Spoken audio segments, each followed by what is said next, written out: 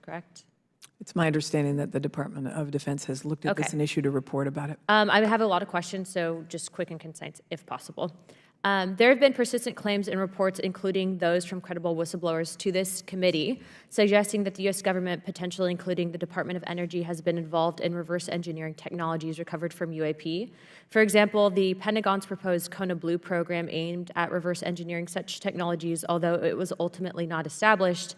Can you clarify whether the Department of Energy has been involved in any such efforts, or, either historically or currently, to analyze reverse engineering materials from related to UAPs? I have no knowledge of that.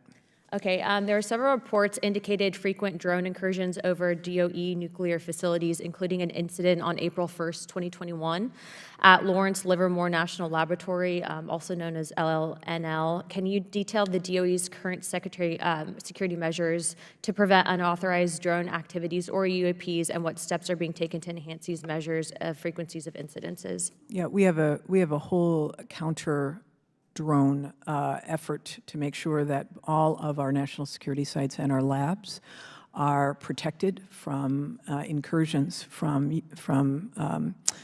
drones, I'll just say, that are not authorized. So there's a whole series of protocols, probably not ripe for discussion in this public setting. Correct. So I reviewed some unclassified materials from around the 40s and 50s, and so they weren't just being reported as drones back then, and I encourage you to look over those materials because I think that you guys should be upgrading that program to cover down on UAPs.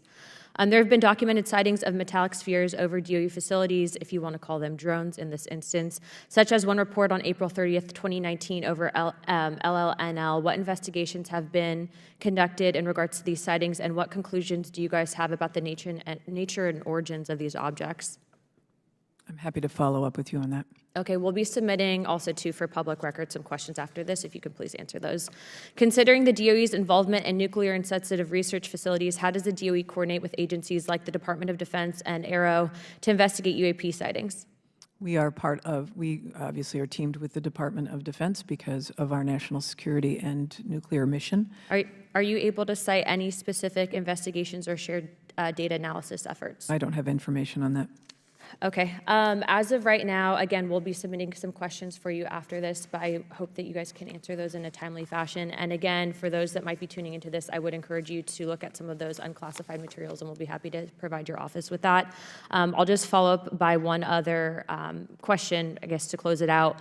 Does the DOE currently work with JSOC in order to handle security measures?